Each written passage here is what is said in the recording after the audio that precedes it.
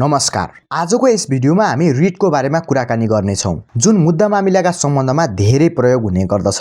Writ शब्द अंग्रेजी भाषाको रिटबाट आएको हो। सरल रूपमा भन्नुपर्दा रिट भनेको अदालतले दिने विशेष अधिकारयुक्त आदेश हो। रिट आदेश प्राप्त गर्नका लागि सम्बन्धित व्यक्तिले अदालतमा गएर रिट निवेदन दायर गर्नुपर्ने हुन्छ। रिट निवेदन अन्य मुद्दाहरूको निवेदन भन्दा केही फरक हुने गर्दछ, किनभने रिट निवेदन जुनसुकै विषयहरूमा दिइने गरिँदैन। संविधानले दिएको मौलिक हक अधिकारको हनन भएमा वा अर्को उपचारको व्यवस्था नभएमा वा अर्को उपचारको व्यवस्था भए पनि सो उपचार अपर्याप्त भएमा वा प्रभावहीन देखिएमा र संवैधानिक एवं अन्य कुनै पनि कानुनी हकहरूको उल्लङ्घन भएमा वा सार्वजनिक हक वा सरोकारका कुनै पनि विवादमा समावेश भएको कानुनी प्रश्नमा सम्बन्धित व्यक्तिले अधिकार क्षेत्र भएको अदालतमा रिट निवेदन दायर गर्न सक्दछन्। त्यसपछि अदालतले उपयुक्त तरिकाले उक्त रिट निवेदन हेरेर कानुनका आधारमा आदेश दिने गर्दछ, जसलाई रिट आदेश भनेर भन्ने गरिन्छ। रिट निवेदनको एउटा मुख्य विशेषता के हो भने रिट निवेदनलाई अदालतले अन्य मुद्दा मामिलाहरू भन्दा छिटो समाधान गर्ने गर्दछ। रिट निवेदनको इतिहास हेर्ने हो भने यो बेलायतमा रहेको कमन कानुन प्रणालीबाट उत्पत्ति भएको पाइन्छ। नेपालमा हेर्ने हो भने विक्रमसम्म 2013 सालमा सर्वोच्च अदालतको स्थापनासँगै रिट प्रणालीको सुरुवात भएको पाइन्छ। नेपालमा अहिले हेर्ने हो भने नेपालको संविधानको धारा 133, धारा 144 र धारा 151 मा अदालतहरूले रिट निवेदन सुनवाई गर्न पाउने अधिकार रहेको छ।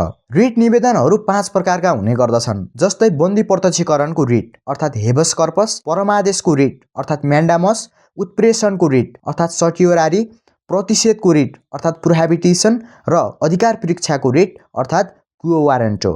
बन्दी प्रत्यक्षीकरणको रिट निवेदन त्यति बेला दिइन्छ जति बेला कुनै पनि निर्दोष व्यक्तिलाई गैरकानुनी रूपमा थुनामा राख्ने गरिन्छ।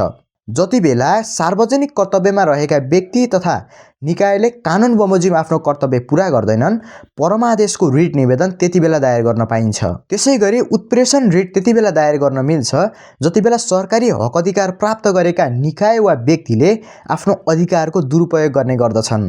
साथसाथै प्रतिषेध रिट त्यति बेला अदालतमा दायर गर्न मिल्छ जति बेला अदालत वा न्यायाधिकरणहरूले आफ्नो क्षेत्र अधिकार नागेर काम गरिरहेका हुन्छन् वा गर्न गइरहेका हुन्छन्।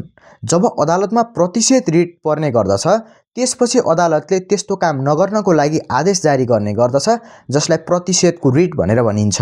अन्तिम रिट रहेको छ अधिकार परीक्षाको रिट।